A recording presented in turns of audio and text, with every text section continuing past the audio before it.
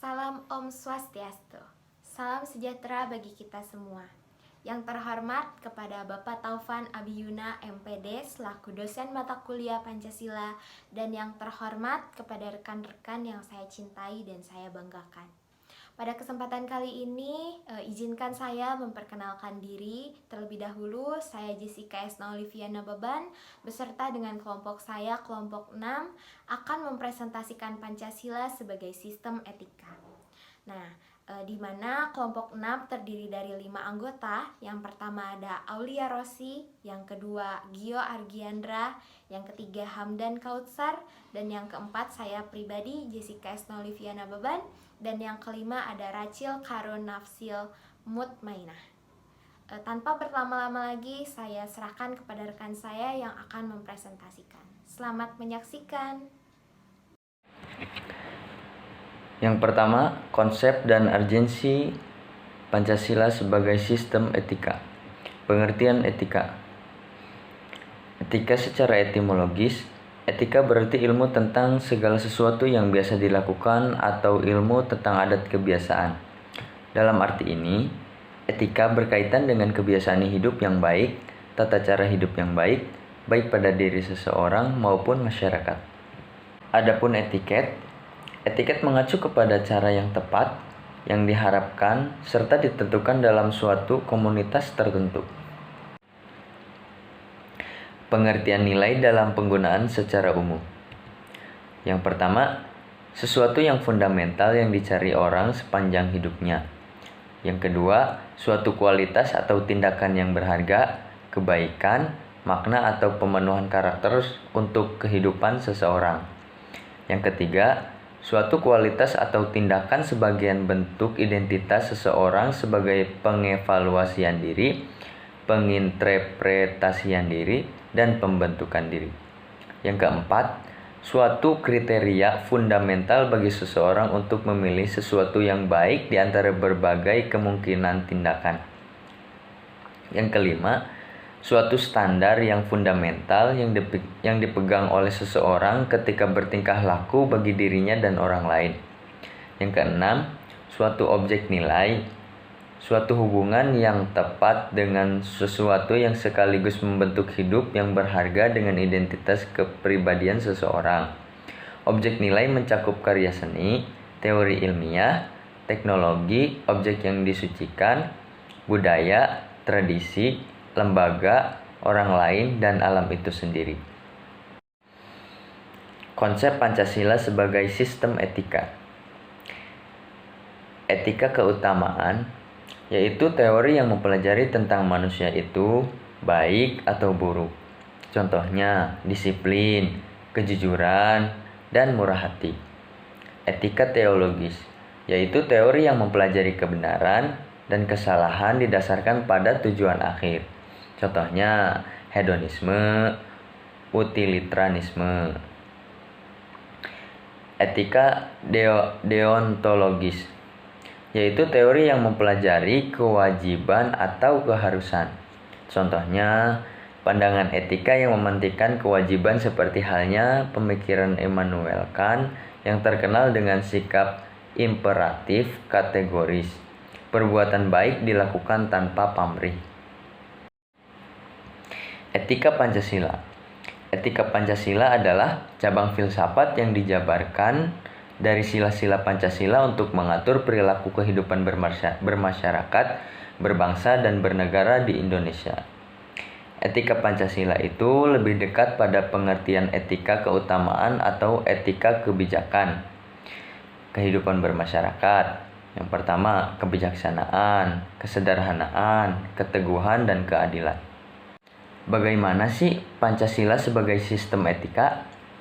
Pancasila sebagai sistem etika dimaksudkan untuk mengembangkan dimensi moralitas dalam diri setiap individu sehingga memiliki kemampuan sikap spiritualis dalam kehidupan bermasyarakat, berbangsa, dan bernegara. Yang selanjutnya akan dijelaskan oleh rekan saya. Yang selanjutnya, ulasan Pancasila sebagai sistem etika. Urgensi Pancasila. Permasalahan sosial bangsa Indonesia. Yang pertama, dekadensi moral yang melanda kehidupan masyarakat. Apa itu dekadensi moral? Dekadensi moral merupakan suatu kemerosotan moral yang terjadi pada individu yang disebabkan oleh faktor-faktor tertentu. Yang kedua, korupsi bersimah. Contoh 3 kasus korupsi terbesar Republik Indonesia adalah Surya Darmadi dengan kerugian negara ditaksir mencapai 78 triliun rupiah, lalu mega korupsi Asabri dengan nilai 23 triliun rupiah. Yang terakhir ada pula Jiwasraya dengan kerugian negara masing-masing 17 triliun rupiah. Yang ketiga, minimnya kontribusi dalam pembayaran pajak, yaitu masih minimnya masyarakat dalam pembayaran wajib pajak. Yang keempat, kerusakan lingkungan yang berdampak terhadap berbagai aspek kehidupan manusia. Dan yang terakhir, yaitu penyebaran konten negatif melalui internet seperti hoax, cyberbullying, dan online radikalisme. Selanjutnya akan dijelaskan oleh rekan saya. Baik, pembahasan selanjutnya yaitu summary stories tentang Pancasila sebagai sistem etika. Pada era Soekarno, Pancasila sebagai sistem etika masih berbentuk sebagai filosofische Grondslag atau Weltanschauung. Pada era Soeharto, Pancasila sebagai sistem etika disosialisasikan melalui penataran P4 dan diinstitusionalkan dalam wadah BP7. Dan pada era reformasi, Pancasila sebagai sistem etika tenggelam dalam hiruk-pikuk perebutan kekuasaan yang menjurus kepada pelanggaran etika politik atau abuse of power di legislatif, eksekutif, maupun yudikatif. Ketuhanan yang Maha Esa. Pengamalan. Yang pertama yaitu manusia Indonesia percaya dan takwa kepada Tuhan yang Maha Esa sesuai dengan agama dan kepercayaannya masing-masing menurut dasar kemanusiaan yang adil dan beradab. Yang kedua, hormat menghormati dan bekerja sama antara para pemeluk agama dan para penganut kepercayaan yang berbeda-beda sehingga terbina kerukunan hidup. Yang ketiga, saling menghormati kebebasan menjalankan ibadah sesuai dengan agama dan kepercayaannya. Dan yang terakhir adalah tidak memaksakan suatu agama dan kepercayaan kepada orang lain. Nilai persatuan Indonesia, pengamalannya itu yang pertama, menempatkan persatuan, kesatuan, kepentingan, keselamatan bangsa dan bernegara di atas kepentingan pribadi atau golongan. Yang kedua yaitu rela berkorban untuk kepentingan bangsa dan negara. Yang ketiga, cinta tanah air dan bangsa. Yang keempat, bangga sebagai bangsa Indonesia dan bertanah air Indonesia. Dan yang kelima yaitu memajukan pergaulan demi persatuan dan kesatuan bangsa yang berbineka tunggal ika. Selanjutnya, nilai kerakyatan yang dipimpin oleh hikmah kebijaksanaan dalam permusyawaratan perwakilan. Cara pengamalannya yaitu yang pertama, mempunyai kedudukan, hak dan kewajiban yang sama dengan mengutamakan kepentingan negara dan masyarakat. Yang kedua, tidak memaksakan kehendak kepada orang lain. Yang ketiga, mengutamakan musyawarah dalam mengambil keputusan untuk kepentingan bersama.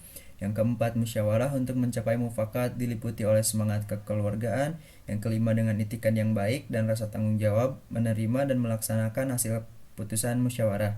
Yang keenam, musyawarah dilakukan dengan akal sehat dan sesuai dengan hati nurani yang luhur. Dan yang ketujuh yaitu putusan yang diambil harus dapat dipertanggungjawabkan secara moral. Nilai keadilan sosial bagi seluruh rakyat Indonesia. Cara pengamalannya yaitu yang pertama, mengembangkan perbuatan yang luhur yang mencerminkan sikap dan suasana kekeluargaan dan kegotong royongan. Yang kedua yaitu bersikap adil. Ketiga, menjaga keseimbangan antara hak dan kewajiban. Yang keempat, menghormati hak-hak orang lain. Yang kelima, suka memberi pertolongan kepada orang lain. Yang keenam, menjauhi sikap pemerasan terhadap orang lain. Yang ketujuh, tidak bersifat boros. 8, tidak bergaya hidup mewah. Kesembilan, tidak melakukan perbuatan yang merugikan kepentingan umum. Dan kesepuluh, suka bekerja keras. Dan yang kesebelas, bersama berusaha mewujudkan kemajuan yang merata dan berkeadilan sosial. Sumber sosiologis Pancasila sebagai sistem etika. Sumber sosiologis dapat dilihat dari sumber sosiologis Pancasila sebagai sistem etika dapat ditemukan dalam kehidupan masyarakat berbagai etnik di Indonesia. Misalnya, orang Minangkabau dalam hal bermusyawarah memakai prinsip bulat air oleh pembuluh, bulat kata oleh mufakat. Sumber politik Pancasila sebagai sistem etika. Etika politik Pancasila terdapat 2 poin, yaitu yang pertama, sumber politis Pancasila sebagai sistem etika terdapat dalam norma-norma dasar atau ground norm sebagai sumber penyusunan berbagai peraturan perundang-undangan di Indonesia.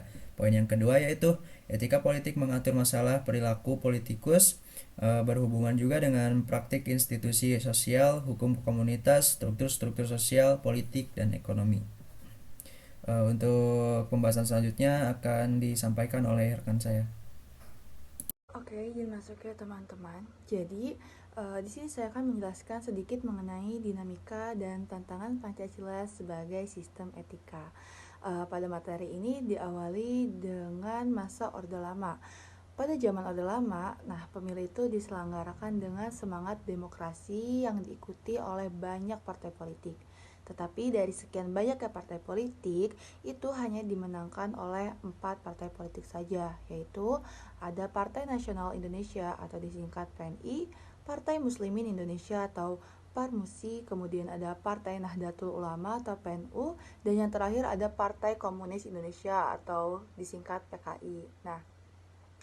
Dari sini saja sudah diketahui bahwasanya tidak dapat dikatakan bahwa pemerintah di zaman Orde Lama itu mengikuti sistem etika Pancasila.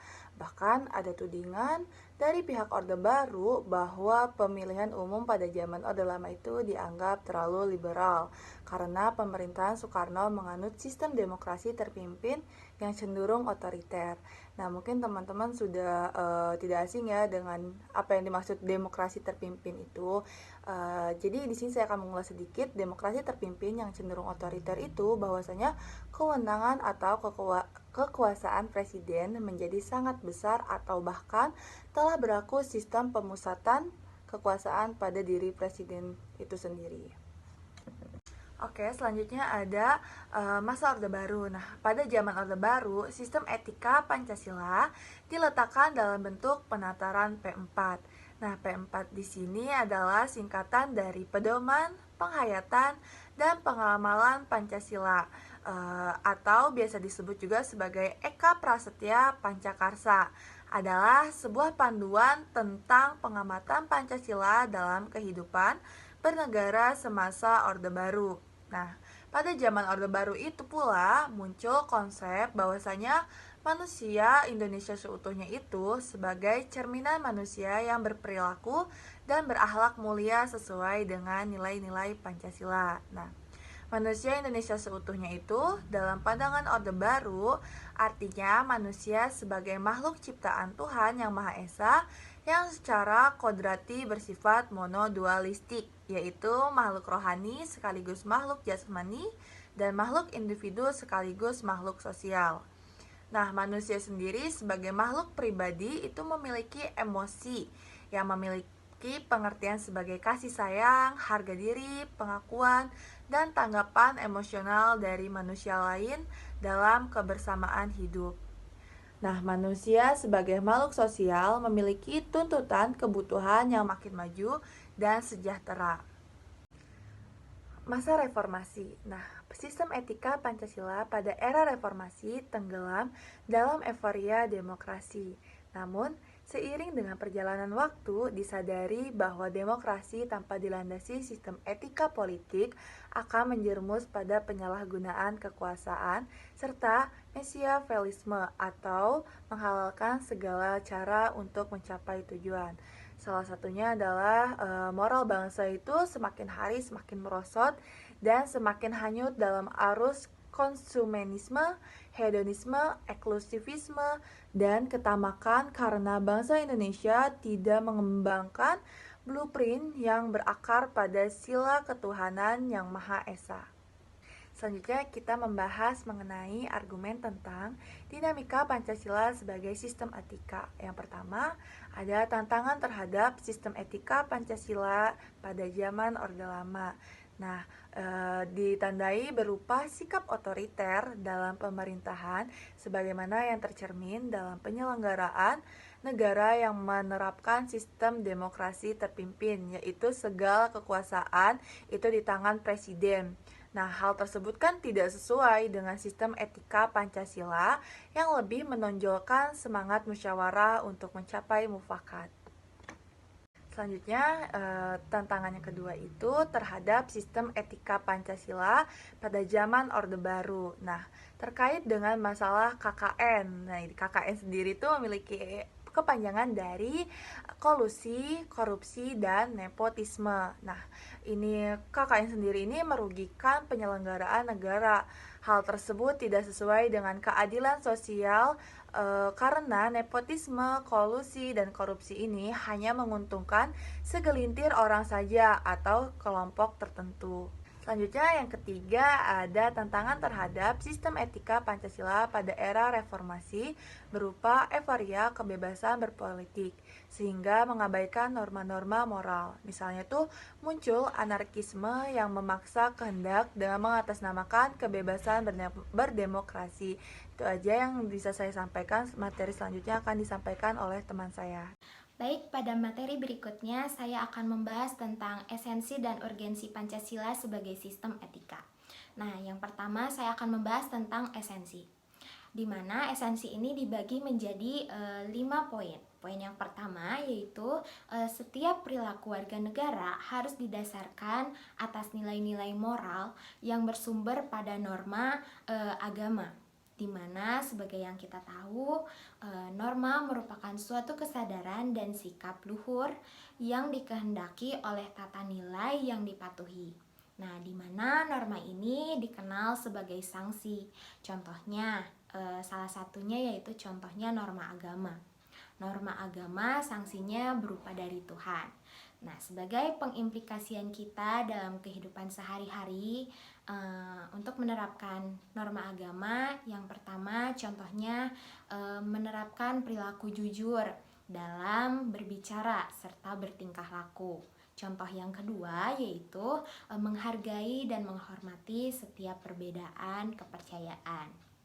Kemudian poin yang kedua yaitu tentang hakikat sila manusia terletak pada actus humanus, di mana actus humanus itu tindakan manusia yang biasa, yaitu tindakan yang diungkapkan dengan cara dan sikap yang adil dan beradab, sehingga menjamin antar manusia dan antar makhluk yang bersendikan nilai-nilai kemanusiaan yang tinggi. Kemudian poin yang ketiga yaitu tentang kesediaan untuk hidup bersama sebagai warga bangsa yang mementingkan masalah bangsa di atas kepentingan individu atau kelompok. Nah, jadi sistem etika poin ketiga ini memiliki landasan semangat kebersamaan. Nah,